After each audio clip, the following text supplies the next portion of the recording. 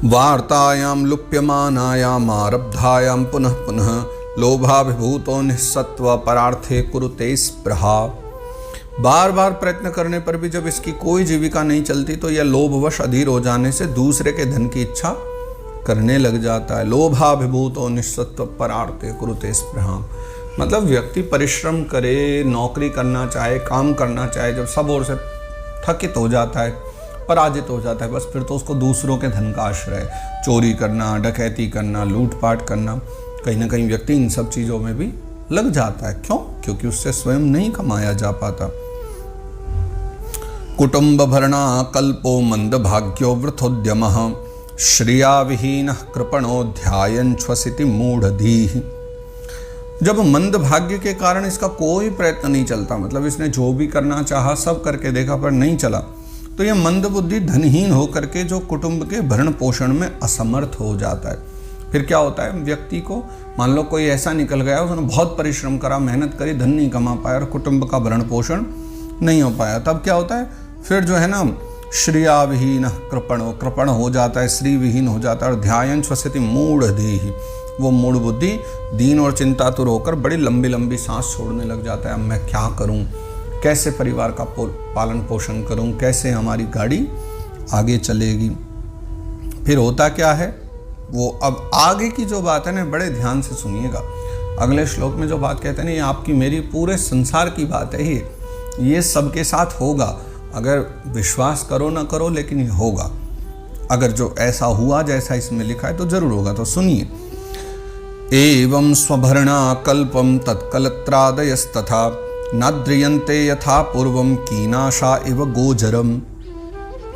तो एवं स्वभरणा कल्पम तत्कलत्रादयस्तथा, तो अपने पालन पोषण में असमर्थ देख करके, यानी वो जो स्त्री पुत्रादि पहले से खूब धनमाल बटोरे जा रहे थे ना, ये दिया जा रहा था और वो खाए जा रहे थे, तो जब वो भी देख लेते हैं ना कि एवं स्वभरणा कल्पम, कि भैया अभी स्त्री पुत्रादि भी जब देख लेते हैं ना कि ये असमर्थ है हमारे पालन पोषण में, तो फिर क्या होता है कि वो पूर्व पहले की तरह उसका आदर नहीं करते। यानी पहले जब उसको धन दिए जा रहा था तो खूब आदर कर रहे थे, अब उसने धन देना बंद कर दिया, व्यवस्था करनी बंद कर दी, तो उसका कोई व्यक्ति ये नहीं देखता कि चलो कोई बात नहीं, अब नहीं कर पा रहा, इसने पहले तो कितना किया है, ये नहीं देखेंगे। उन्होंने देखा कि अब इसने देना बंद कर दिया, तो बस वहीं उसका पहले जैसा कोई आदर सम्मान नहीं करेगा।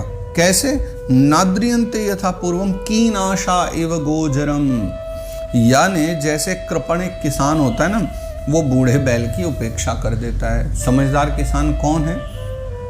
हमारे संसार के हिसाब से देखा जाए तो समझदार तो वही है कि भैया जो बैल बूढ़ा हो जाए तो उसको मरने को छोड़ दे। हमारे यहाँ तो इसको समझदारी कहते हैं। इस संसार की तो यही समझदारी कि जब बैल बूढ़ा हो गया तो घर पे रख करके उसको खर्चा क्यों बढ़ाना, है ना, उसको मर जाने दो, उसको भटकने दो। लेकिन नहीं, शास्त्र के अनुसार बुद्धिमान किसान तो वो है कि जिसने पूरी जवानी उसको खिला पिलाया, इतनी मेहनत करी, उसके खेतों में हल चलाया, है ना, उसके लिए इतना सब कुछ किया, जो चाहा किसान ने वो सब किया, गाड़ियाँ भी ढोई, बैलगाड़ी भी चलाई, जिसने पूरा जीवन अपना दे दिया। बुढ़ापा जब आ जाए तो बुढ़ापे में उसकी सेवा होनी चाहिए, उसको बिना कुछ आकांक्षा के खिला पिलाओ। भाई वो तो दे चुका है जो देना था, उसने पूरे जीवन तुम्हारी सेवा करी, कोई पैसा नहीं लिया नौकरी के लिए, खाना ही तो लिया था बस।